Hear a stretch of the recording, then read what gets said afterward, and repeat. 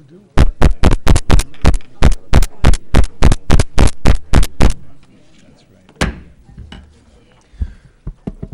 evening. Welcome to the Marquette City Commission meeting for Monday, August 27th, 2012. Could you please stand and join me in the Pledge of Allegiance? I pledge allegiance to the flag of the United States of America and to the republic for which it stands, one nation, under God, indivisible, with liberty and justice for all. All right, thank you. City Clerk, could you please call roll? Yes, Your Honor. Mayor Pro Tem DePietro. Here. Commissioner Nemi. Here. Commissioner Ryan. Here. Commissioner St. Ange. Here. Commissioner Snyder. Here. Commissioner Stonehouse. Here. And Mayor Kivala. Here. Okay, Commissioners, any changes to the agenda? Changes? Seeing none. Move to approve the agenda. Do we have a motion? Motion. Commissioner DePietro.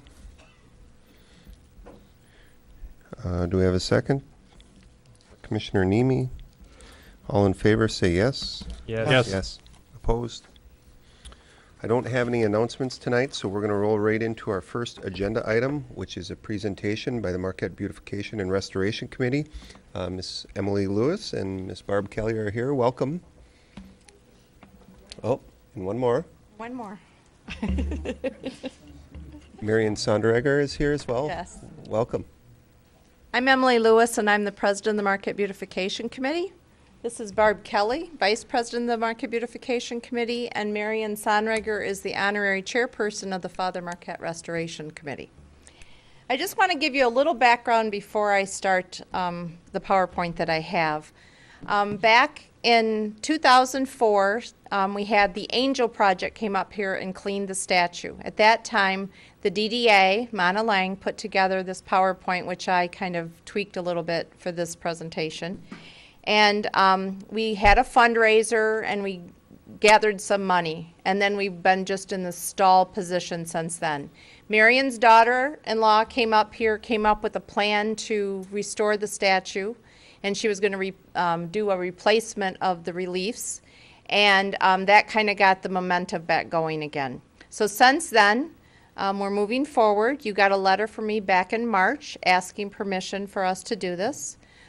We've been working with Carl Zuger and Tina Harris and Bill Vida. You should have gotten a copy back on August 6th. Bill and I signed an agreement with the city that we now have possession of the statue and the reliefs for a year. We do have insurance taken out for that. And I will now start the presentation.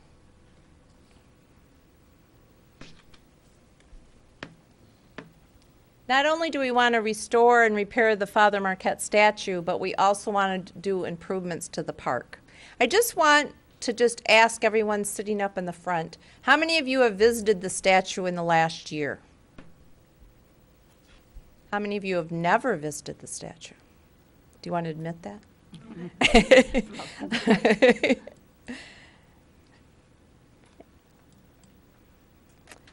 Just a little history. Wisconsin kind of started this. They hired the artist from Florence, Italy to make a marble statue of Father Marquette to be placed in the National Statuary Hall in Washington, D.C. in 1896. Well, we desired to have one for our namesake, so Peter White contracted the artist, and he created the replica in bronze at the cost of $6,000. Right now, the cost to probably replace that statue is anywhere between $250,000 to $300,000. Which is not the value of this. No. Just a few facts about the statue. It weighs 1.5 tons. The sculpture's in bronze.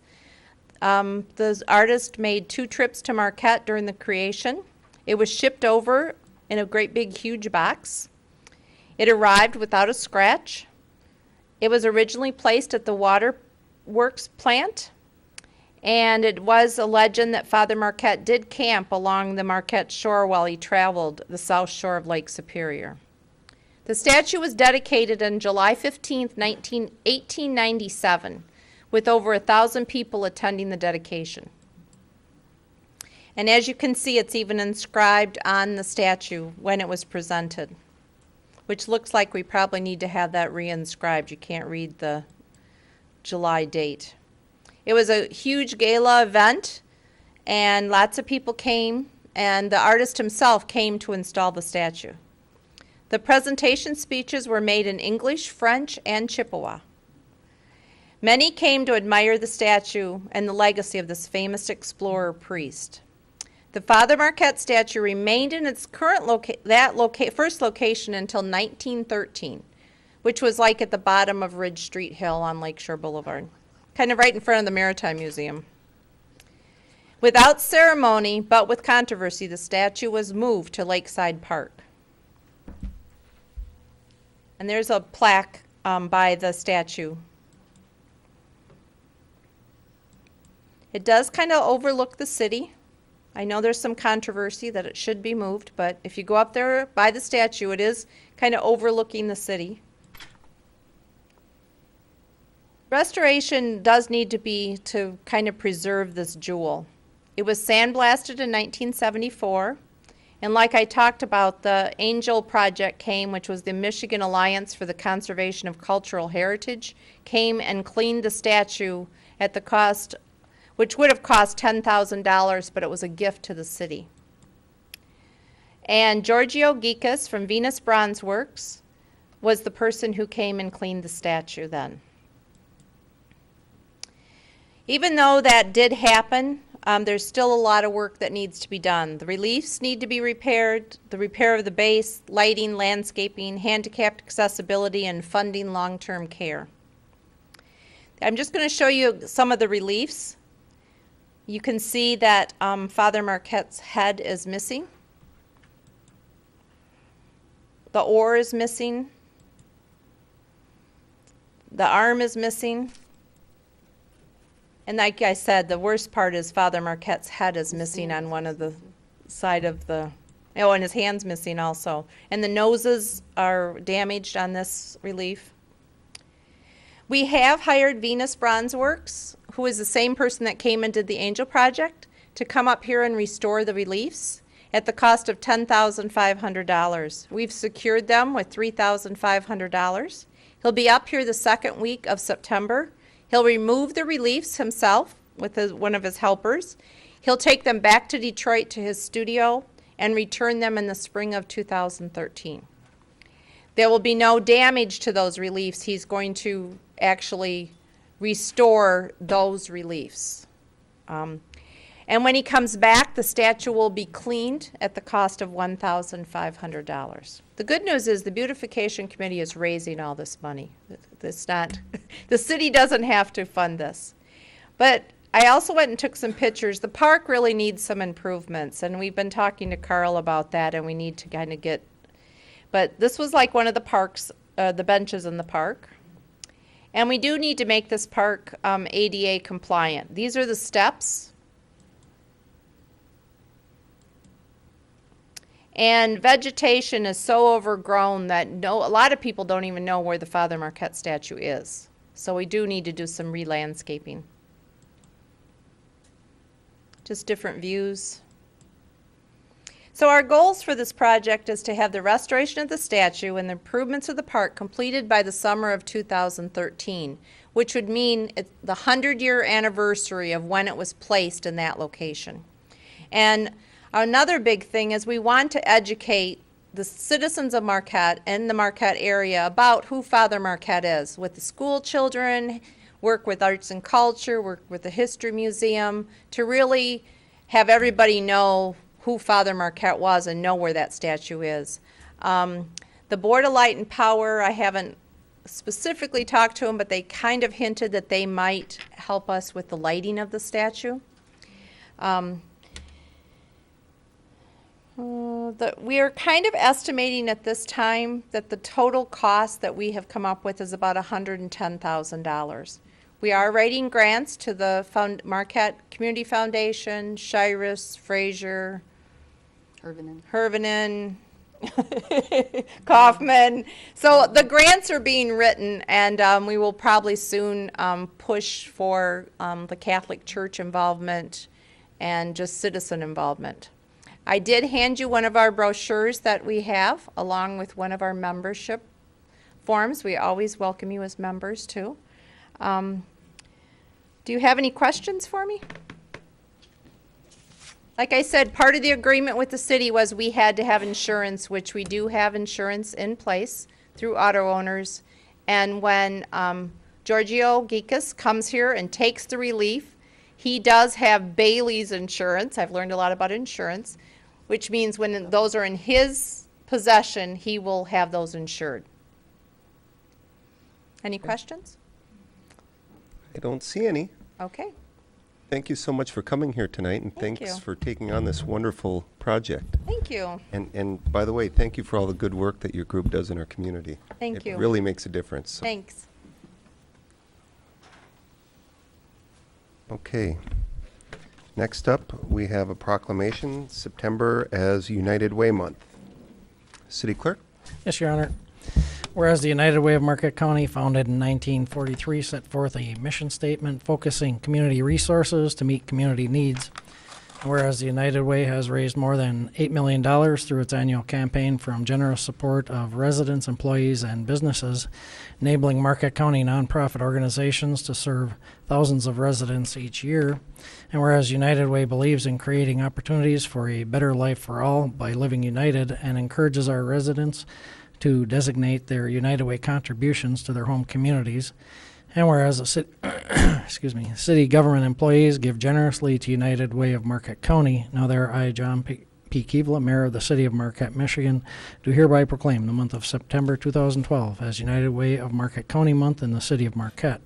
And I further encourage our residents and city employees to continue their support in this United Way fundraising campaign to raise $425,000 to benefit the residents of Marquette County throughout the year of 2013. In witness hereof, I hereunto set my hand this 27th day of August 2012 and sign John P. Kevela, Mayor. All right. Thank you, Dave. Next up, a proclamation, September is National Alcohol and Drug Recovery Month. City Clerk? Yes, Your Honor.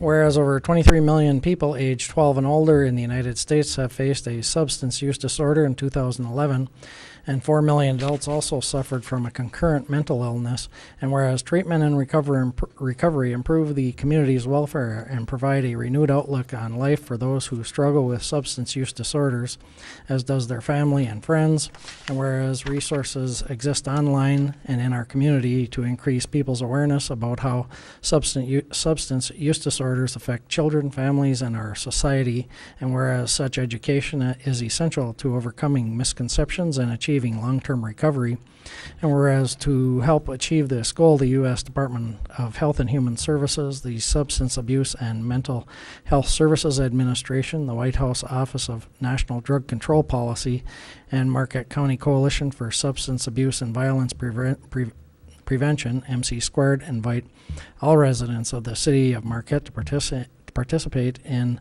National Alcohol and Drug Addiction Recovery Month. Now therefore I, John P. Kevela, Mayor of the City of Marquette, by virtue of the authority vested in me by the laws of Marquette, Michigan, do hereby proclaim the month of September 2012 as National Alcohol and Drug Addiction Recovery Month in the City of Marquette, and call upon the people of the City of Marquette to observe this month with appropriate programs, activities, and ceremonies supporting this year's theme. Join the Voices for Recovery now more than ever. Dated this 27th day of August 2012, and signed John P. Kevela, Mayor. All right, thank you, Dave. One more. Item number 4, a proclamation for Higashiomi Sister City Delegation Week in the City of Marquette. Yes, Your Honor. Whereas the City of Marquette, Michigan, and the City of Yokkaichi, Shiga, Japan, formerly became sister cities on August 13th, 1979, for the purposes of developing long-term cultural and educational understandings and personal friendships, and whereas during 2005-2006, the City of Yokkaichi and 6 neighboring towns were consolidated to form one new city of Higashiomi, and on May 23, 2005, our sister city agreement was extended to be between the City of Marquette and the City of Higashiomi, and whereas the people of Higashiomi have welcomed 19 formal delegations and many informal visits of market area citizens and treated each to warm hospitality. And whereas people in the market area have welcomed 19 formal and 5 informal delegations, 33 Northern Michigan University Sister City scholars, along with other guests from Higashiomi, and treated each to warm hospitality. And whereas over 3,120 citizens of our 2 cities have been involved as delegates, visitors, and host families since the program's inception. And whereas a Higashiomi Sister City delegation led by Higashiomi International Friendship Committee Secretary Tammy Yamanaka arrived in Marquette on September 5th, 2012 to enjoy our hospitality. Now therefore, I, John P. Keevala, Mayor of the City of Marquette, do hereby proclaim September 5 through the 12th, or 5th through the 12th, 2012 as Higashiomi Week in the City of Marquette, and extend to the delegates from Higashiomi the status of honorary citizens of Marquette during their visit, and dated this 27th day of August 2012, and signed John P. Keevala, Mayor. All right, thank you, Dave. Next up is boards and committees. We have one appointment here, Jason Sides, Local Officers Compensation Commission, for a term ending 8/1/19. Do we have a motion on Mr. Sides? Commissioner Ryan?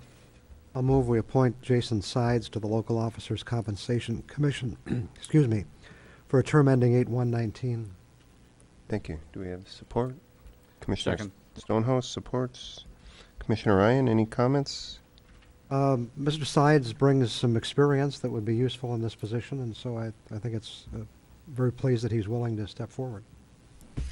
All right, Commissioner Stonehouse? Only our thanks for a citizen willing to step up. All right, any other comments? Seeing none, all in favor, say yes. Yes. Opposed? Motion carries. Next up is public comment. Comments may not exceed 3 minutes per person. Citizens may reserve time to speak on agenda items. This may result in the item being moved up on the agenda at the mayor's discretion. And if you could give your name and physical address for the record.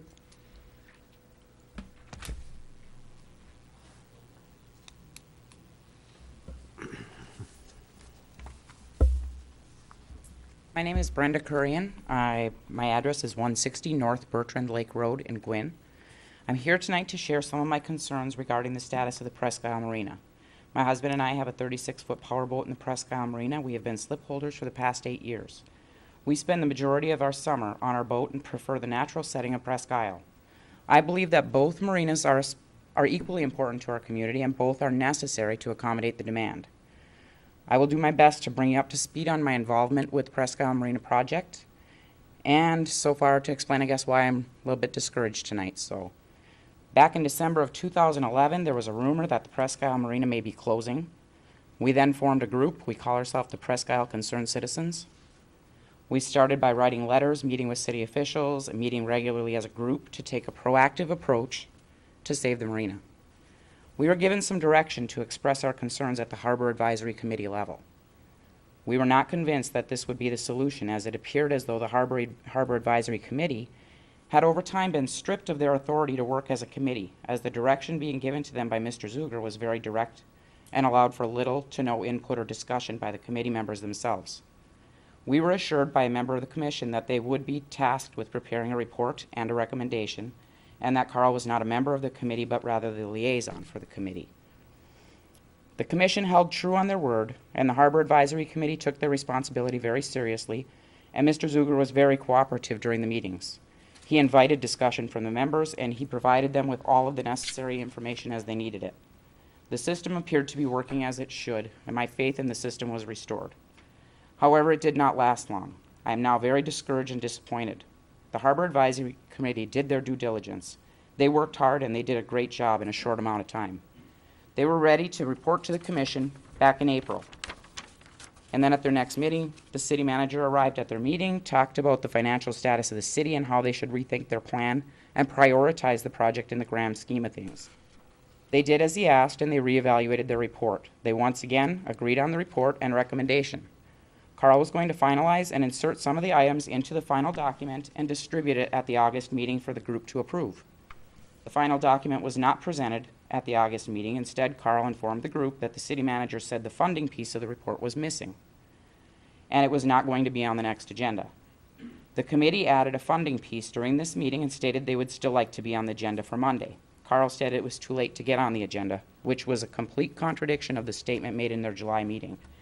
One of the members was concerned and asked about that. Do we have to have a special meeting? Will it be too late in our August meeting to get us on the agenda? And they were assured that it would not be too late. The bottom line is that it's very difficult to sit back and see this kind of manipulation of the system from within. I'm not sure why this is happening, but I can tell you it's not right. And the perception is that the city manager does not want this information shared with the city commission until it says what he wants it to say. The Harbor Advisory Committee is comprised of a very dedicated, hardworking group of people who have invested a lot of their time researching and coming up with a solid, attainable plan to present. Mr. Zuger gave them a memo that stated the commission wanted the report by the end of August, and they were ready.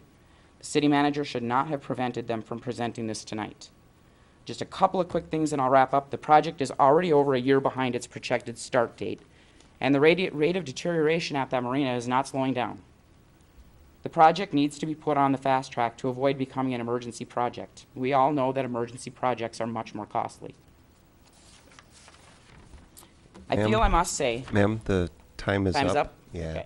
Okay. And we've got another comment period at the end if you'd like to wait around. Thank you. Anyone else looking to address the commission?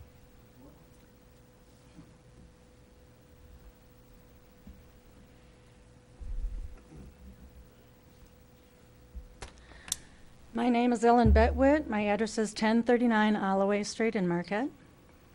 I'm a Marquette taxpayer and I vote in all elections.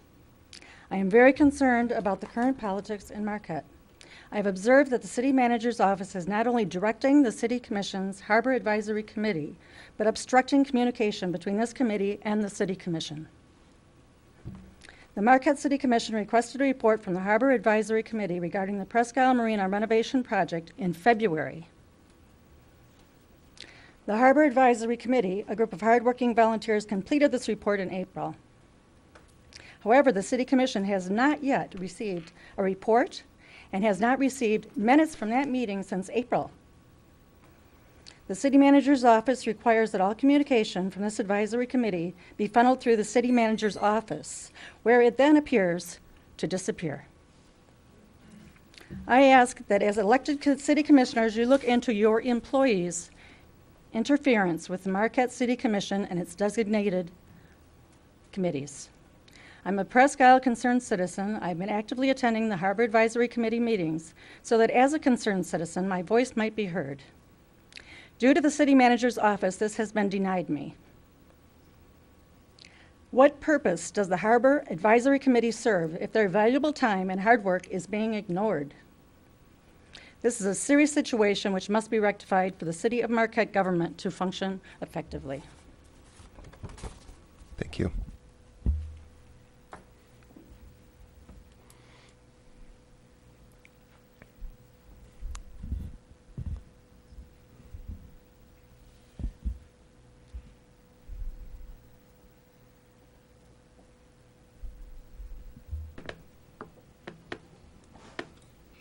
My name is John Parlin, P.O. Box 116, Dearton.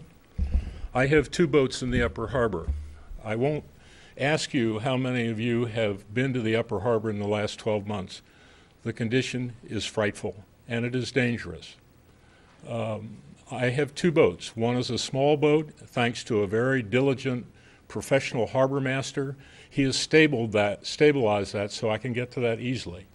The other boat, people who've been to the harbor see me put this on when I get out of the car. It's an inflatable that if I fall in the water and hit my head, hopefully I won't drown. To get to my larger boat, frequently I have to get down on hand and knees and crawl to it.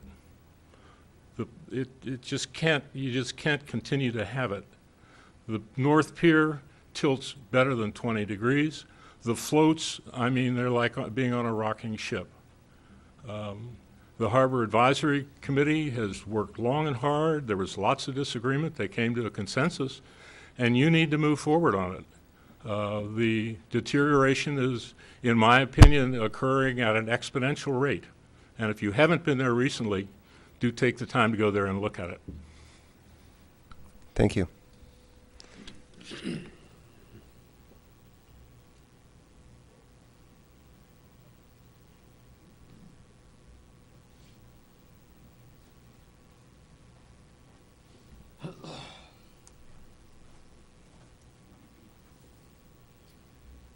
My name is Jake Gooder. I'm a resident at 217 West Ridge in the city of Marquette. I'm here representing UP Engineers and Architects regarding item number 8 on your agenda. We're excited about the possibility of working with city staff on the senior center study, and we're hoping that you'll take the staff recommendation and award the contract to us. And I'm here should you have any questions or anything from us. Thanks. All right, thank you, Jake.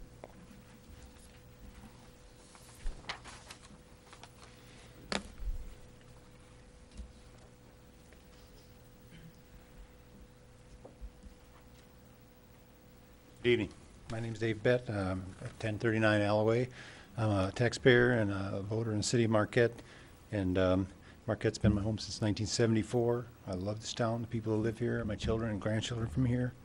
I've been spending the winters in warmer climate since I retired. And but I keep abreast of what's going on in Marquette. So I was aware this winter that there was upcoming renovations to the Presque Isle Marina. I'm a lifelong boater. I keep a boat there, and when we're home in the summer, that's pretty much where we stay because we love it there. When I got home, I found that no work was scheduled for this summer, and talking to my dock neighbors, I heard a series of stories about obstructions and delays. I heard allegations that the city manager doesn't support the project.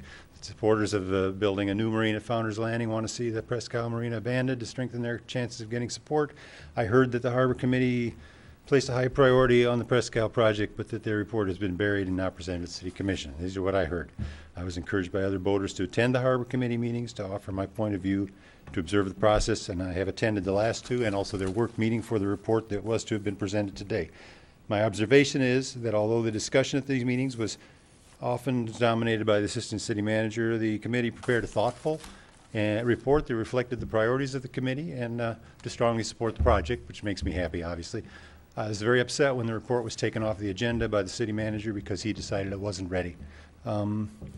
And when the Harbor Committee decided they were ready to present it anyway, they were told it was too late to put it on the agenda.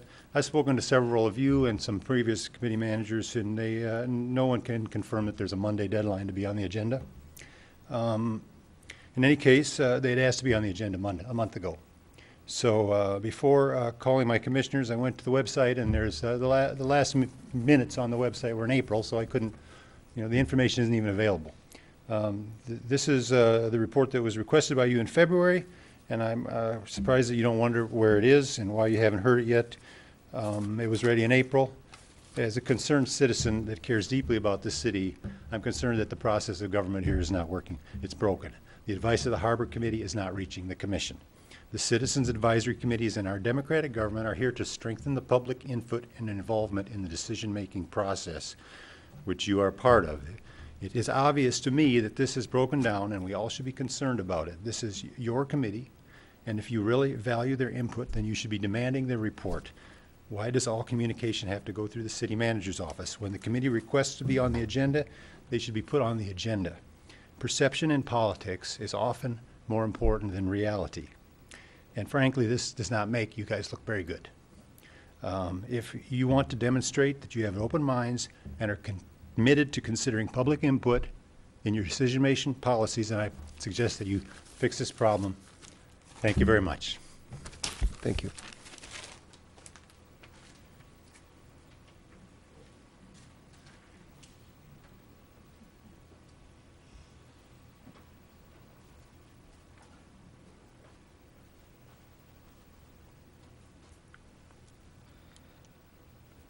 Frank Jeff Verito, 350 East Ridge, Marquette. These are my opinions. A July 26 editorial against your Altamont Street sidewalk plan reads, "Sadly, the City Commission has sided with special interests over the voice of the people. I find the actions of the Commission shameful for siding with special interests over the needs and wants of the community. The City Commissioners are more interested in who will profit from this ill-advised plan than they are in creating a safe walkway for the school. One of these commissioners is now running for state office. Do we really need another state representative beholding to special interests instead of the voice of the people?" End of quote. You've heard this accusation here for 14 years in different words on totally separate issues. I've never met the editorialists. Our similarity is that we've pinpointed the bottom line of what's wrong in an otherwise near-perfect city, just like these marina folks just did. You're long known to ignore people by answering only what you feel comfortable answering, according to who says what, not based on the validity of what is said. You misspoke when you suggested the Peterson matter is finally behind us. It's not behind us if you allowed him to steal $82,500 from our taxpayers, and we have to pay his health benefits from here on out while he lives elsewhere. The matter isn't behind us. Not until Peterson's death, maybe in 30 years. Commissioners who ran that regime are liable for not reviewing his self-serving document before approving it, especially after being warned about that manager's lack of integrity on other issues. For years, they did nothing, letting the cauldron boil to the point of a recall. Similarly, this board has procrastinated on critical slopes ordinances for 14 years. Now visible from McCarty's Cove is the assault against the East Michigan Street bluff, which is directly attributable to this board's negligence. The ramifications are there for all to see and to judge for themselves. That despicable, eroding eyesore compared to the once wooded bluff. The epitome of human greed, and you won't even address it. June 25th and July 30th, you were warned that Picnic Rocks wasn't being adequately watched. Sure enough, 4 visitors swam out unmonitored, resulting in a risky emergency response.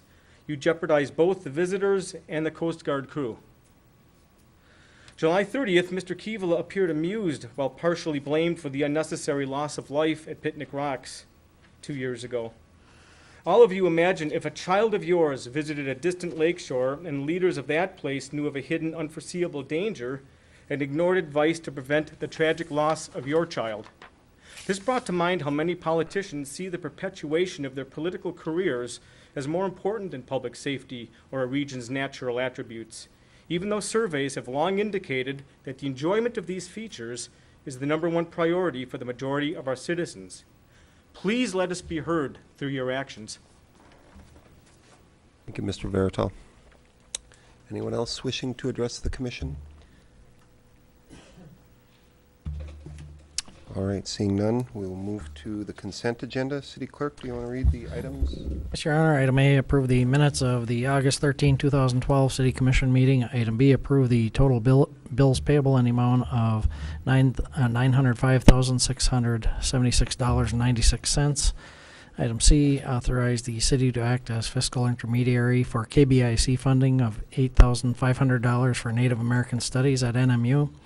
Item D, authorize the city to act as fiscal intermediary for KBIC funding of $20,000 for the UP Children's Museum's basic operational needs. Item E, schedule a special assessment public hearing of necessity for September 10th, 2012 to review the proposed sanitary sewer system improvements for East Avenue. Item F, schedule a public hearing for September 10, 2012 to review and consider the zoning ordinance amendments recommended by the Planning Commission. Item G, 02-PUD-07-12, schedule a public hearing for the September 10th, 2012 meeting to review the Planning Commission's recommendation. And item H, 03-REZ-08-12, schedule a public hearing for September 10, 2012 meeting to review the Planning Commission's recommendation. All right, thank you. Commissioner Ryan? I'd like to move we approve the consent agenda, including the payment of bills, with the exception of a payment to Commissioner DePietro in the amount of $27.96 for expenses. This will allow Commissioner DePietro to vote on the balance of the items on the consent agenda.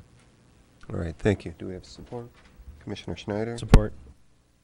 Thank you. Any comments, Commissioner Ryan? None, no. Commissioner Schneider? Nope. Seeing no other comments, all in favor, say yes. Yes. Yes. Opposed? Motion carries. And then I'm going to guess there's a subsequent motion. Right. I move we approve payment to Commissioner Petro in the amount of $27.96 for travel reimbursement to a Sustainable Communities Conference. Support. Commissioner Nemi supports. Any comments? Seeing none, all in favor, say yes. Yes. Yes. Opposed? Motion carries. Okay. Or one abstention, I'm sorry. Commissioner DePietro, travel is cheap. Number 7, report and recommendation from the city manager, bids for South Front Street sanitary sewer relocation project. City Clerk? Yes, Your Honor. Background, recent sanitary sewer televising has shown that the sanitary sewer main running south of Front Street and Genesee Street intersection is close to collapsing. The collapse of the sewer would cause serious sewage and traffic management issues. Multiple alternatives were explored, and the method of directional drilling was chosen by the engineering department. This method will minimize the disruption to the heavily traveled traffic corridor and relocate the sanitary sewer main from under the before-mentioned corridor to the Founders Landing sewer. Bids for the project were open on August 20th, 2012. One contractor responded to our request for bids. The results are summarized below, with the engineer's estimate being $90,553 and Oberstar Incorporated's bid of $157,089. Tabulation and checking of the bids found one error. Fiscal effect. There are sufficient funds from two different sanitary sewer accounts to cover the low bid that came in at $157,089. These projects are scheduled to be part of the bond issue for FY 2011-2012 projects. Recommendation: award a contract for the South Front Street sanitary sewer relocation project to Oberstar Incorporated in the amount of $157,089 at unit prices bid. Alternatives as determined by the Commission. All right, thank you. Commissioners, do you have comments or a motion? Commissioner DePietro. Thank you, Your Honor. I move that we award a contract for South Front Street Sanitary Sewer Relocation Project to Oberstar Inc. in amount of $157,089 at the unit price is bid. Thank you. All right, thank you. Commissioner Stonehouse. I will second that motion. All right, thank you. Commissioner DePietro, any comments? Well, apparently other contractors are pretty busy at this time also. And I don't believe there's too many that really do directional drilling. If I could check with Dennis Stakowitz or... Thank you. That is correct, Commissioner. This is a very complex and project where we're using some cutting-edge technology. You know, we have an area of 35,000 vehicles per day. Open cut is a more expensive option, actually, and so what we are asking to do is new technology to drill underneath the street and replace the line. So that's kind of specialized work. Thank you for addressing that, because do you have a amount of traffic that flows through that area per day? It's approximately 35,000 vehicles per day. Okay. I think the contractors in the past had done it in other areas in the city of Marquette, but I want to go with Oberstar as the qualified one. Thank you. Thank you. Commissioner Stonehouse, anything to add? Only that it's certainly expensive work, but we really don't have any alternative. It needs to be done, and if we're going to keep our infrastructure sound and not have a break there, then this is money well spent. Thank you. Any other comments, Commissioner Schneider? Yeah, you know, obviously this is work that needs to be done. It's expensive, but I'm curious why there's a discrepancy between the estimate and the bid that's come through, if that could be explained. Can explain it the best I can. Sometimes there are market forces at play that are basically market forces. You know, after we went through this, obviously we don't like bringing something forward that looks potentially like there's a lot of discrepancy in it because such of a wide range from the estimates. But when we look at it, part of what we need to maintain ownership with here is on the staff level. Our engineer's estimate was a little bit underestimated, approximately $10,000 or so. We did find an error in that. But we also have the time of year where contractors are quite busy. A lot of them aren't in need of work. They're wrapping up things for the end of the season. We have a complex project.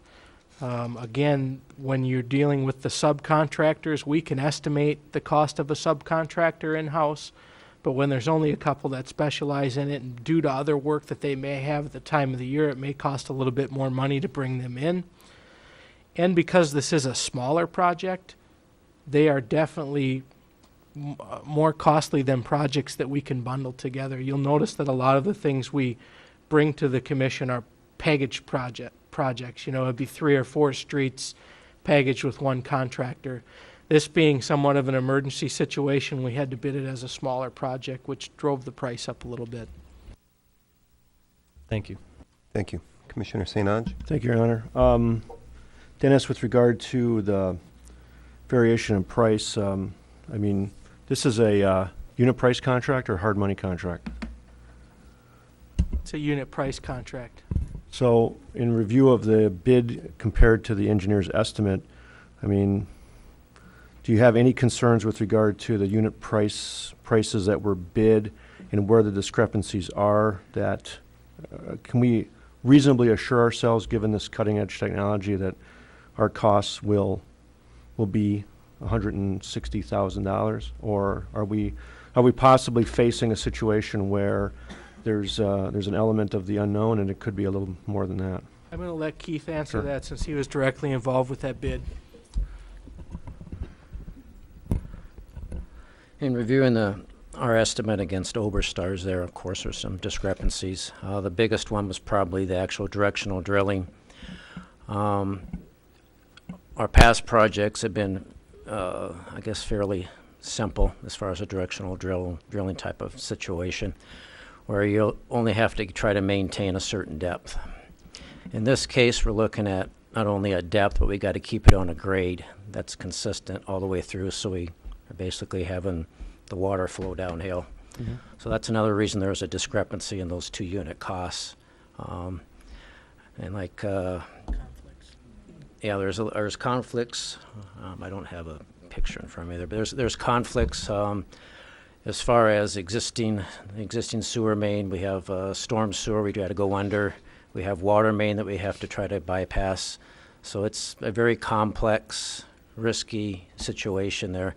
But we did, before we even put this out for bids, I had my engineer actually talk to one of the firms that specialize in this, and this is what they came up with as far as what would be the most direct route to be able to get this project done. All right, so then in that vein, one last question, and that is, given the complexity of the project and the new technology that is being employed, what safeguards, if any, do we have to assure ourselves that, you know, that this is going to work? My fear is, and I'm not trying to be, you know, a naysayer, I just want to make sure that, you know, an emergency project where we have one bidder, and it's something new, and it's in a high traffic area where if it works, great, but can you make any comment with regard to if it doesn't work? Do we have any assurances that from a performance standpoint that this project will work? Well, basically, we're going to have a contract with the prime contractor, and he'll be obligated to meet the goals that are needed to get the project finished. That's why they have their insurances and so forth. That being said, though, the sub who looked at this originally were confident that this could be done. It might be new cutting-edge technology for this area, but for other areas it's not. All right, very good, thank you. All right, thank you. Commissioner Nemi? Do we have an estimate of what the open cutting would be versus the current project? Yes, sir. It's approximately an additional $30,000 to do an open cut. Reason being is that portion of road, South Front Street, US 41, M28, that's 10 inches of concrete. So your big cost comes with replacing that material and making it to the MDOT standard. So the cost would be, we were looking at 90,000 originally versus roughly about 180-some thousand? Correct. Okay. All right. Commissioner DePietro? Keith, after the project is done, it can also be televised afterwards as an inspection? That's correct. In all of our projects, we have televising to make sure the pipe was put in correctly. Okay, thank you. Commissioner Ryan? I think the main concern for me, as some of the others, is the fact that there is, of course, only one bidder. And of course, that always raises some issues for us. But I think the bidder is a very reputable company. They've done a lot of work for us, so I think that certainly speaks very positively. The other issue is the discrepancy between the engineer's estimate and the actual bid itself. But I can understand that, we've been very successful in the past, that typically our jobs come in under estimate, not overestimate. So this is kind of a sticker shock for us. But considering all the factors and the fact that this job has to get done in a very critical area, I'm going to be willing to support it. All right, thank you. Seeing no other comments, we'll call the question. All in favor, say yes. Yes. Yes. Yes. Opposed? Motion carries. Report and recommendation from the city manager regarding senior center facility plan. City clerk? Yes, Your Honor. Background, the city advertised a request for proposal on July 27, 2012 to review the Marquette Senior Center facility. The main objective is to secure a consulting firm to do a thorough evaluation of the existing facility and provide cost-effective plan options for the future. Other considerations in the plan will include available parking, mass transit options, ADA compliance, and universal design principles.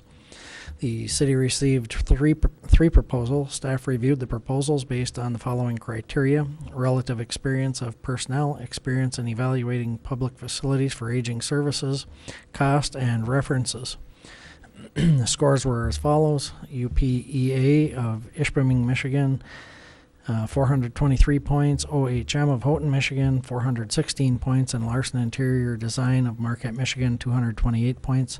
Staff presented their recommendation to the Senior Task Force at their August 13, 2012 meeting. The task force voted unanimously to recommend UPEA as the most qualified firm. Fiscal effect: the community service aging service has $10,000 available in plan development in FY 2012-13 in the 2012-13 budget. Recommendation: award the senior center facility plan to UPEA Engineers and Architects as the most qualified consultant for the amount not to exceed $10,000. Alternatives as determined by the commission. All right, thank you. Commissioners? Commissioner Ryan? I would move we award the senior center facility plan to UPEA Engineers and Architects as the most qualified consultant for an amount not to exceed $10,000. All right, thank you. Do we have support? Commissioner Schneider? Support. Commissioner Ryan, any comments? Well, I think it's important that we look at this facility. It obviously gets a lot of use. It's a converted facility, so if there are ways to make it better serve its purpose, I think that's a good thing to do. The bids were analyzed carefully. That this is a recommendation from the Senior Task Force to accept this particular bid, and we've also done business with this organization in the past, so I think it's positive. All right, thank you. Commissioner Schneider? Nope, makes sense. Happy to support it. Thank you. Commissioner St. Onge? Thank you, Your Honor. Jay, could I ask you a couple questions? Just from the standpoint of the deliverable, can you tell us a little bit about what that document is going to say? I'll give you for instance, just from a lay person perspective. Is this a black and white issue where the report will say you have to do this, this, this, and this, or are there subjective comments that you'll provide with regard to recommendations, whether they're compliance issues or non-compliance issues? I mean, give us a perspective as to what that deliverable will look like. This is not at all a black and white issue. First of all, the first part of the study will just be analyzing the existing facility to look at how it complies with ADA requirements and how it functions in terms of dealing with elderly people in their infirmaries. And that may be more of a black and white issue, okay? But then the other part of the study is to look at issues such as what should a senior center be in the future. Seniors are living longer, they tend to be healthier, they're more active. Should it be a more of a community center instead of just a senior center? There's some other things we're going to be looking at with the task force and with the city staff and doing some research on our own. And the other part of it is, again, with the task force and the city staff, possibly looking at some partnerships, perhaps with NMU or the hospital or the YMCA or things like that, in terms of maybe creating something different than what we have today. And that will be more of a subjective recommendation at the end of the study. So the study will be kind of twofold. One will say, this is your existing senior center. These are the actual physical problems with it. And the other part is, these are some suggestions as to what you might want to do with the senior center in the future. So with that in mind then, will the report be provided to the commission? Will it lay out general costs or anticipated costs for some of those issues as you propose them, or is this merely a broad-based assessment of needs and wants? No, we intend to have some costs with it. They, of course, will be very rough and very preliminary, but our intent is to try to associate some costs with some various options. Will you prioritize the recommendations that might be presented in some capacity, or is it all just, here's the buffet, pick the ones that you want, or will you look at it and say, from a study perspective, these are the ones that are critical, these are the ones that would be nice to have, these are the ones that, you know, make sense for these reasons? I mean, how far do you take that? And I'm just putting myself in whoever's sitting up here at the time when the report comes in, so they can objectively read that report and say, okay, this is where we stand. We're not dealing with a bunch of gray matter. We know what needs to get done for sure, and what would be nice if we could add it, but we're going to have to rely on the report, and it'd be nice to get a really good report so we can make those assessments. Our intent would be to try to provide some sort of priority or recommendation from our viewpoint. Obviously, our intent is to work with the task force and the staff to come up with that recommendation. It wouldn't just be us as, you know, professionals dictating this, but yeah, our intent is to have some sort of actual recommendation at the end of it saying that if you, you know, you can do something for little money and just try to fix up what you have.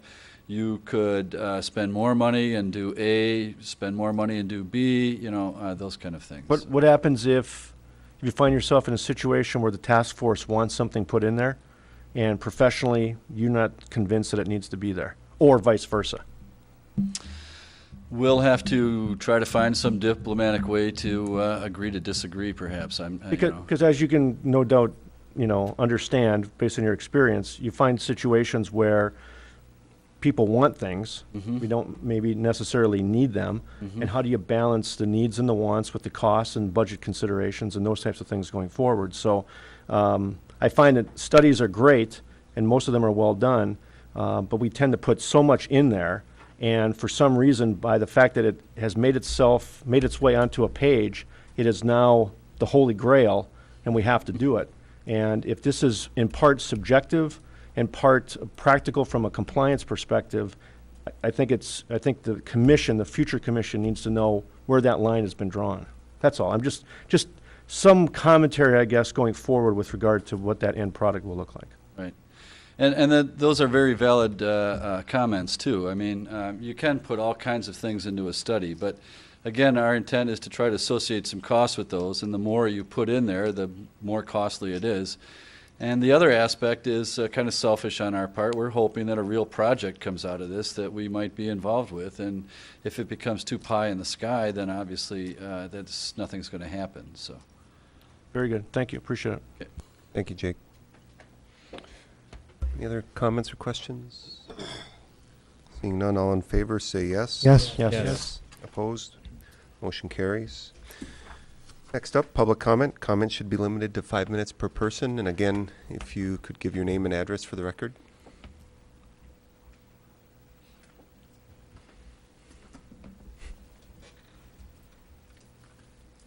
Again, my name is Brenda Currian. My address is 160 North Bertrand Lake Road in Gwyn. And I apologize for, I always think I can fit some of this in 3 minutes, and it just doesn't happen. Okay. Okay, I'll kind of start off where I left off. I guess next I feel I must say that I don't believe the burden of the funding should fall on our Harbor Advisory Committee. We want to know if the city has looked at funding opportunities in addition to waterways funds. Like the detour renovation project that's going to take place is being funded by both the Waterways Commission and the Federal Sport Fishing Fund. Bayport and Huron County just saved $500,000 by utilizing the Corps of Engineers to do the dredging on their project. I guess I'd just like you guys to ask yourself, if this project was near and dear to your heart, do you think there might be a little more effort put forward to think outside the box to be able to make this project happen? Would there be a little more effort to find additional funding sources? You know, we have gotten the feeling from multiple different correspondents that the city manager kind of sees the Presque Isle Marina as a burden to the city. And in its current condition, I'm sure that it is. It concerns me that this project has already been approved, but it doesn't seem that we're putting our best foot forward here to do everything we can to make it happen. I'm just hoping that maybe a renewed directive from the City Commission would get things back on track again.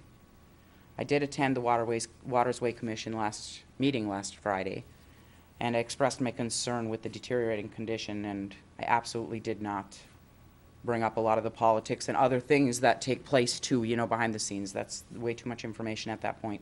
But then the public comment told them about our concern and our group of people, and we were concerned that the rate of deterioration is happening faster than the project is starting to take place. We're already behind because of the dredging problem. I explained that problem. They were a very receptive group, a very, very helpful group, and today our marina did have a visit from the Waterway Commission. So they did come there and do their own inspection of Presque Isle Marina, which was, you know, and I challenged them to do that. You know, please look, is there anything we can do to expedite their end of things? And I know Carl has been putting through the paperwork as needed and things like that, but we're hoping not to see too many further delays because it is a huge concern that there's going to be an emergency shutdown. Then what? Emergency projects, just like the one you just mentioned a little while ago, they cost more. You know, I work in a facility position and I understand how those happen. If you can budget and get them at the right time of year when contractors are starving for work, you get better prices. So I'd just like to see us go forward as much as we can. I want to thank you all for hearing my concerns. Please consider getting Presque Isle Marina back on the top of the priority list. We've all heard the rumor that a big part of the delay is the hope of a Founders Landing Marina. Boating is on the rise in Michigan, and the Waterways Commission has done a study. They expect to see a huge increase in the next 10 years of the boater usage. So I believe that Founders Landing will likely have its place in addition to the Presque Isle Marina. I think we need to spend our time and effort right now preserving what we have first and continue to go forward. I mean, I definitely see Founders Landing as a future endeavor for the city and probably a very good one. But I don't think at the risk of losing Presque Isle. And of course that is just rumor and speculation, but I just wanted to throw it out there in case there's any truth to it. So I thank you all very much, and I know how hard these decisions are, especially with the money that's attached, and our group will continue to do anything we can. We've worked very closely with Carl and the Harbor Advisory Commission. There's other funding available out there. Hopefully we can find it. Maybe it won't have to be a 50-50 match. You know, maybe we can find something else. So thank you again. All right, thank you. Anyone else?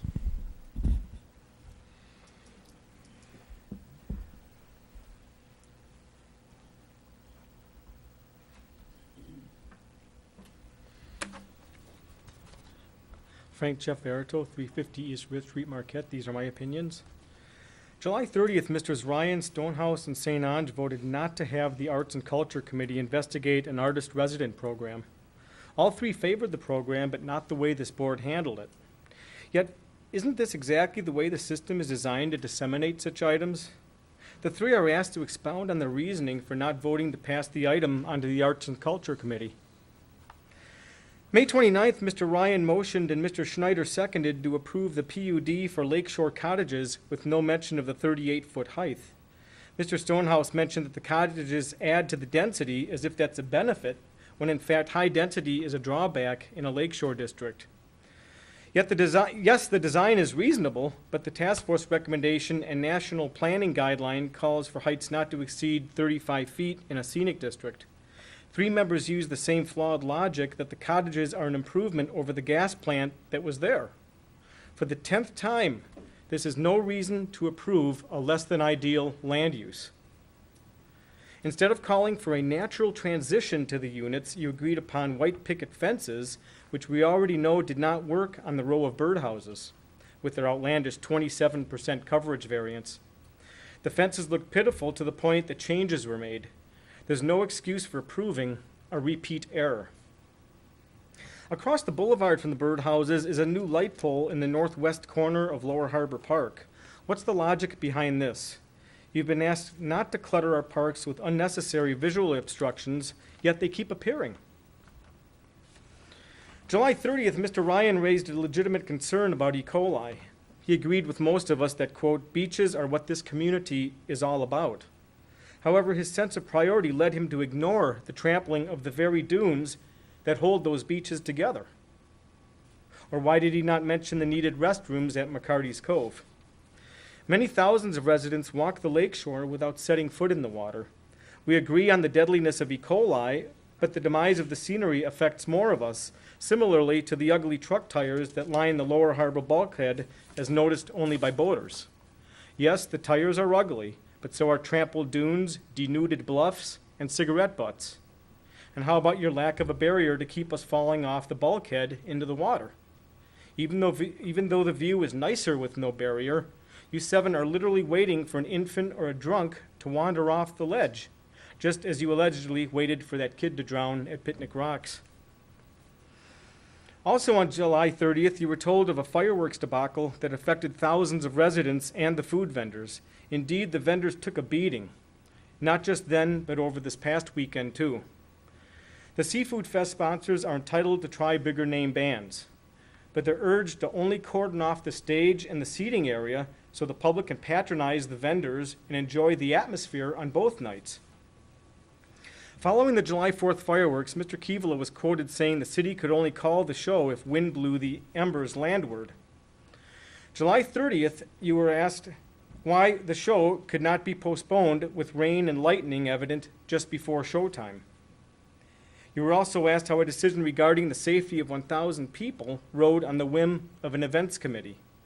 How in this world can a city not suspend an event when there's even a minor threat to the venue?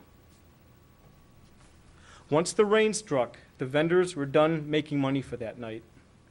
Then Thursday was gorgeous, but the big shebang was over. Only a fraction of the crowd showed up to support the vendors as would have were the fireworks postponed tonight. Local nonprofits missed out on thousands of dollars on top of the endeavor the vendors undertook to move tons of equipment to Lower Harbor Park. One goofy decision, we saw breakdowns in organization, public safety, and common business sense. The excuse from one of the organizers was not clear as quoted, and he's not here tonight to expound on that. Every municipality in the central UP knew better. As it happened, many of the 1,000 who stayed got soaking wet, and 3/4 of the expected crowd missed the best fireworks show of their lives. Those thousands of citizens deserve a better explanation and assurances on how this will never happen again. For once, please learn from a mistake. Revise the events contract language so organizers know the guidelines before their events are allowed. Thank you, Mr. Verital. Anyone else wishing to address the commission?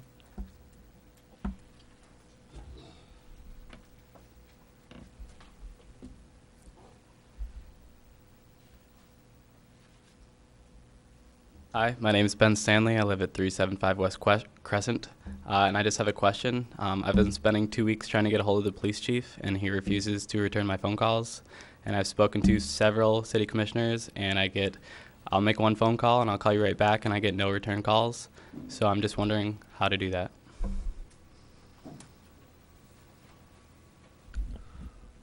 All right. Anyone else wishing to make a public comment? Seeing none, we'll move to commissioner comments. Commissioner Nemi. Thank you, Your Honor. I guess I'd just like staff to, as they're able, comment on some of the marina concerns that were expressed tonight. And also I'd like to, there is a marine report coming, and I understand there's some further some waterfront considerations study that are ongoing that perhaps would dovetail with that, but I guess I'd like to see the report with the financial as soon as it's available, but staff could respond. Yes. I'm done with my soliloquy. Thank you, Your Honor. I'd like to say, let me answer this in two ways, and I'll have Carl Zuger step in because he's really the one who's more directly related with knowledge of the plan. But going back to the beginning, the Presque Isle plan exists, and it's existed for several years now.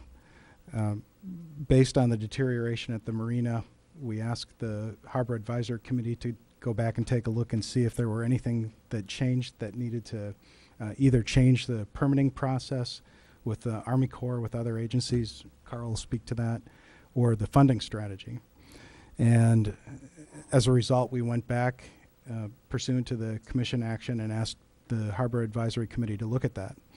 There were two other efforts in parallel to that that the commission also asked us to look at. Of course, one was the annual budget process, which in general asked us to look at how we were going to fund this activity. And then the other one, which took on the broader view, was how does this activity fit into all the other things that are relevant to the community master plan, the recreation plan, the waterfront use plan, and all of the other associated things that the community is interested in doing along our coastline. During the budget plan, we made it pretty clear that historically, since the marina was established in 1970, the Marina Fund has never met the sinking cost requirements necessary to maintain it. That's why it's in the state it's in now.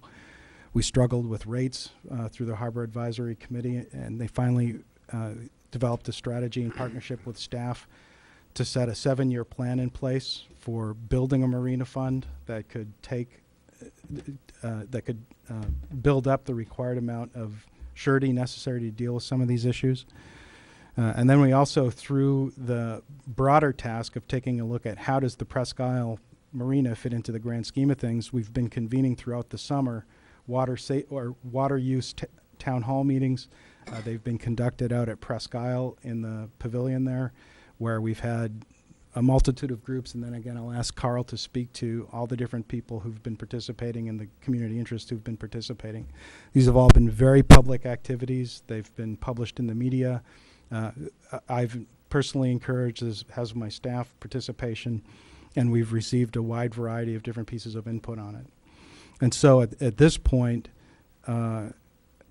everything that we've been pursuing has been to try to provide answers to Presque Isle specifically, how we're going to finance all of the different projects that we have going on with the waterfront, and then of course the broad waterfront uses that people are interested in.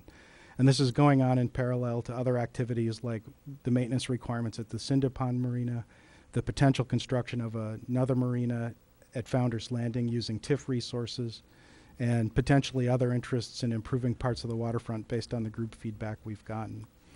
And so at this point, we're hopeful on Wednesday we'll be having the last waterfront use town hall meeting. We're going to encourage everybody to come. We'll take a look at how all of that aggregates down to a set of priorities for the community. Hopefully it'll plug in with the report that we get on Presque Isle Marina. To my knowledge, and I'll have to cede maybe to Carl because he's a little bit more closer to this than I am, but we haven't identified funding requirements that specifically address this as a priority in the context of all the other priorities. So we don't have the granularity yet, like we discussed at the budget meeting, that says for the group from Presque Isle who's interested in building a playground, that they have less priority than the group from Presque Isle that wants to build a marina, or the group from Presque Isle that wants to preserve the bog, or the other group from Presque Isle that wants to see other kind of bathroom improvements and so on. We don't yet have that kind of granularity. Lacking that, I think it's going to diminish any kind of recommendations staff can make at this time, but we're hopeful to have that soon. Project at Presque Isle Marina is continuing forward aggressively, and what you're going to hear from Carl hopefully are the efforts he's undertaken to get all the permits amended, to get the continued funding from the Army Corps of Engineers and other sources made available so we can complete the first 2 phases of Presque Isle as recommended by the Harbor Advisory Committee. But at that point, let me turn it over to Carl. Thank you. I'd just like to point out that the Harbor Advisory Committee, they provided me with a copy of the executive summary today. And so it's our intent to have it to the commission as soon as we can, hopefully by the end of the week. Just as the manager indicated, we've been working on this for some time, and the Presque Isle group has been very involved from the very beginning. I think that the Harbor Advisory Committee has worked hard in trying to listen to their concerns and incorporate that into their reports and their considerations for the recommendation for the commission, as well as the staff. Some of the things that have come out of it is certainly, and you'll read, and I don't want to sort of give you much until you get a chance to read it, but we're not only going to provide you with the executive summary, but all the background, which demonstrates all the work that's gone into it, and it's significant from a staff's perspective, from a Harbor Advisory Committee, but also the good work that the concerned citizens have brought forward. Some of the things that we've done is certainly moved the project forward, as the Commission has directed us to do in terms of permits from the Army Corps of Engineers for Phase 1 and Phase 2. The DEQ permits for Phase 1 and Phase 2, we do have that with some of the amendments that were suggested, of which we had to go back and receive those. And we, matter of fact, on the Corps of Engineers, we just received some of those, I believe, 2 weeks ago that we approved and sent back to them. And so that's a recent amendment that we've made. We've also been working with the DNR Waterways Group and with our funding. As you know, we've put in for Phase 1 and Phase 2 for funding. Phase 1 has been funded, and the way the recommendation will come forward, there will be some consideration for being somewhat flexible, and the Commission to consider that. And so we've been working with Waterways to ensure that that can happen. And so that piece is moving forward from a funding standpoint. We've also started the process of preparing for Phase 3 funding for some of the amended. And so there's a lot of moving parts. It may seem as if it's going slow, but it's just the nature of this project. It's been important that we dot all the I's and cross all the T's and make sure that what's brought forward is a complete document that the Commission can look at. And the manager's also indicated that we're doing some waterfront use planning. We've been doing that throughout the summer. We've got our third meeting, which will be Wednesday night. We don't know how that will all sort of mix in, but we thought it was important to at least get as comprehensive view of our waterfront as possible. And see if there is components that move in with this or can be worked with this. And so those minutes will not be done and you know, certainly not done before the end of the week. That just is, it's just not possible. But we will have it done in short order. And I guess if that gives you an idea of the plates have been spinning for the last few months. It certainly hasn't been something that I think that it's been stalled. It's really trying to cover the bases and make sure that as we move forward, all the pieces are moving forward concurrently. So that would be my explanation. May I only offer one other thing? The allegations regarding any kind of interference by the city manager's office, in my view, are simply unfounded. I think I've established a practice, and certainly the Commission knows it better than anybody, of sharing information, whether it's reflects positively or negatively on any issue. It's not my place to make those policy assessments or recommendations. My place is to answer the questions placed before us. And from time to time, when those disagree with the members of the Harbor Advisory Committee, as you've heard from Carl and as you've heard from some of the people who've testified here, we try to work in partnership to resolve those before we place the Commission in the role of arbiter. In the case of every single speaker here this evening, contrary to every other practice that we've established for openness in government, I've received no contact from any of them. Not a single one has scheduled time with me, caught me at a community office hours, asked to come to my office and speak to me about these specific issues, or otherwise taken steps to try to clarify any rumors that have been floating around in the boating community about how these projects work together. I haven't met them at any of the town hall meetings that we've had at the water use conferences at the pavilion. None of them have pulled themselves aside and spoken to me. And as a consequence, you know, I'm catching some of these things a little off guard, but I assure you that's simply not the way we do business. We encourage people to come and speak to us when they're confused, don't have information, or want to quell rumors. And we'll continue to do that as we move forward. All right, thank you. Just one quick comment. I agree with the manager. I think there is no hidden agenda here. They're not trying to drive the policy by quashing the report. I recall when we did the report, there was a question of timing of dredging versus one item, or there was possible juxtaposition of the phases of the project versus originally scheduled, and we wanted the feedback from the Harbor Advisory Committee on that. I'd like to see their report, and perhaps, the decision of the commission is going to have to await some of the other policy considerations that have arisen since then.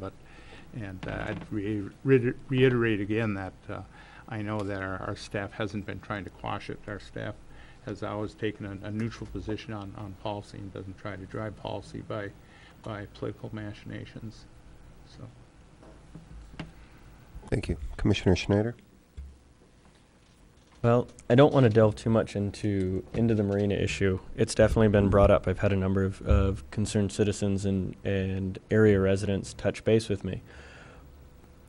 But I think it kind of fits within something broader that we're dealing with as a commission that Mr. Verito brought up that I think is quite relevant. A few meetings ago, I had asked the commission that we can task our Arts and Culture Committee with a project, and it was voted 4-3, and primarily because we shouldn't be tasking our commissions. The next meeting, we unanimously, for those of us who were here, tasked our planning commission to do something. In that same meeting, we had another commissioner who was concerned about a task who had voted it down, who had been concerned about a task that we had given to our Harbor Advisory Committee. So I feel like as a board, as 7 of us, we're being really schizophrenic in how we deal with our committees and when we choose to task them with things and when we decide to just kind of let them float on their own and deal with staff liaison. And I think that's something that as a commission, we really need to address sometime over the next few months, is figure out, do they work for us? Do they just kind of float off on their own? How are we going to handle that? I would like us to find a way, whether it's a work session or a special meeting, just to be able to have that discussion amongst ourselves on how we want to address that issue. One of the things that was brought up earlier, which also goes through a lot of our committees, is if a citizen is to go to the website and look up the minutes for the Harbor Advisory Committee or the Arts and Culture or the Planning, oftentimes it's a few months behind. City Commission stuff gets updated fairly regularly. And I know that there's a number of different staff liaisons and there's a number of different processes. But as a commission, I would like it if we would be more concerned with being able to keep those records up for citizens. Other than that, there was one agenda item today that is really the first project that we've had come up that we were significantly over what our estimate is. And I definitely want to make recognition to staff, even though there were some hard questions asked, that staff, I think, has done a really good job of staying under budget for at least the 2 years that I've been on, and I appreciate that, even though you guys got kind of drilled today about why it was significantly higher than we thought it would be. So other than that, that would be it. Thank you. Commissioner St. Ange? Nothing to add, Your Honor. Thank you. Commissioner DePietro? Thank you, Your Honor. At this time, I'd like to congratulate our city attorney, Ron Keefe, on being selected as a 2012 recipient of the William Stead Ethics and Civil Liberty in Local Government Award. He was selected by the Board of Directors of the Michigan Association of Municipal Attorneys, with several hundred Michigan attorneys. This was quite an honor for him to be selected. So again, we congratulate City Attorney Ron Keefe on being selected for that award. And I'd like to also thank the Market Rotary West, the organizers, volunteers on putting on the 29th annual Seafood Fest at the Matson Lower Harbor this past weekend. They did an excellent job, and thank all of them for organizing this 29th annual event with volunteers and the support from the public. And just to throw a little safety reminder to motorists that with Northern Michigan University back in session, you'll see a large increase in pedestrian, bicycle, and motorist traffic, which everybody pretty much had seen so far this past 2 weeks. And then following Labor Day, weekend and the K-12 school starts. So kind of do some defensive driving for a little bit till everybody gets used to where they're going. Thank you, Your Honor. Thank you. Commissioner Ryan? Just a brief response to Commissioner Snyder on the issue of how we voted on his suggestion. I think my real objection was the fact that I had no idea your idea was coming that night. I had no background. I had no time to think about it. I had no information, nothing at all except what you said. And so I don't think that's a way for us to do business. Now, when we dealt with an issue about the Planning Commission, we received information ahead of time. We had a chance to think about it, to chew on it, to get some background. I don't like to have to make a decision right now to direct anybody to do anything without having any opportunity to get the information I need. And I did not have that opportunity that night. So that's why I voted the way I did. I feel compassion for the people here tonight. One of my great frustrations is serving here is government works slowly. There are many things I wanted to accomplish, and it's 4 years later, and I'm still sitting here, and some of them still haven't been accomplished. But that's just the way the system works. But I really think the people who work for us are trying to make this work. I have said consistently, and I'm not going to back down from this, that anything we do at Presque Isle should be part of an overall plan. What are we going to do with the waterfront in Marquette? To make a decision now to do X here and then say, oh, gee, I wish we had done something different 2 years later, to me makes no sense. Marinas are one of the most important, one of the most expensive operations we have that are used by a fairly small percentage of the population. Now, I think being on the Great Lakes, we want to have marinas. I think we want to be a waterfront community. So don't get me wrong. But I do think, we've got to look at what is this all going to look at in the end? Is there going to be something at Presque Isle, something at Founder's Landing, something at Cinder Pond? I think there's room for all of them. Maybe not. Maybe Presque Isle is not the size it was at some point. I don't know. This is where I want to get information from the people who use it and know it and understand it. But I sympathize with you. I understand that you've got a big investment too, and you'd like to see something happen. I'd like to see something happen, but I think the manager would too. And I think he got some unfair criticism tonight because I think he's trying to do his job, and he and I don't always agree on everything, but in this case, I think he's doing what he's trying to do, and we agree most of the time. So I really want to defend the staff because I think they're working within the system we have, and this is the way government works. The other thing I'd like to mention is I'm really pleased with the beautification committee and what's planned for Father Marquette Park. This is really part of our history, and so glad that people are stepping up to make this work, and hopefully all of us will step up and give them support in this effort going forward. Thank you. All right, thank you. Commissioner Stonehouse? Well, I've been involved in the planning process, certainly for Presque Isle, I think right from the beginning, putting the original plan together. So certainly I have a very intimate working knowledge of the challenges out there and how to kind of put this whole thing, I guess, functional again.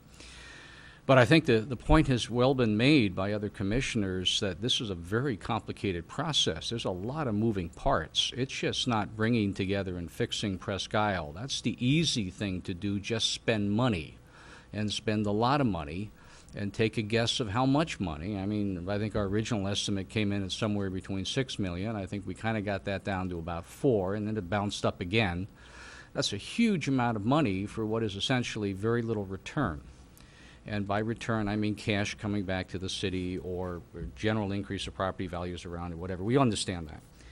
And, we're never going to find a marina, in my view, that makes money. So that's a given going in. But as you look at the total waterfront, I think the city manager has well stated that, as have other commissioners, it's really important that we get it right. It's really important we understand what the mix and what the balance is, which is the process that's ongoing right now. We're going to get there. We're going to have an answer. It's just not as quickly going to happen, not as smoothly as I think all of us would like it to happen. And that's the frustrating thing about being here. That's the frustrating thing about working within the confines of government. Commissioner Ryan said it exactly right. 4 years ago, boy, we're going to get some stuff done. And we have. Not nearly as much as we wanted to, not nearly as much as we hoped to, but we're going to get there.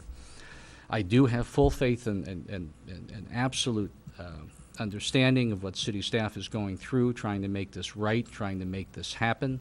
And well, again, I know they're going to do it. It's just going to take us time to get there, and we've all got to be a little bit patient with the process, understanding exactly where you're coming from. And yes, indeed, I do get out there frequently. I do understand the situation with the docks. I do look at them from the water level up, and I understand exactly the situation that we're following or trying to overcome. Nothing further, Your Honor. Thank you. All right, thank you. Question for Dennis Stackwitz. Dennis, do we have a time yet for the opening of McClellan Avenue? Yes, we do. We are coordinating a ribbon cutting ceremony for 1 o'clock on Friday afternoon, but we're waiting to do the official press release on that. We're going to hear from the traffic consultant tomorrow morning. Actually, he's fairly confident this afternoon that it could be done at 1 o'clock on Friday, and he will give us a final answer tomorrow morning, which we expect will be a go, and then we will do a press release on that. Okay, wonderful. Thank you. Waiting for that to open. I live in that neighborhood, and I walk it probably 2 or 3 times a day, and that is going to be just an incredible addition to this community. Few of us commissioners tonight had an opportunity to tour the New Hampton Inn down on the waterfront, and I would urge any and everyone to go down and do that, walk around. I think they'd be happy to show you around if you ask. It is absolutely beautiful inside. It is a real treasure on our waterfront. Huge, 9 or 10 foot ceilings on the first floor, views that are breathtaking. So my hat's off to the Larsons and to everyone that worked on it. It really is special. That's all I had. I am going to just say a word about our city staff, because I too am going to climb on board with a couple of commissioners. I've had the pleasure to work for a couple of different city managers, actually a third interim city manager.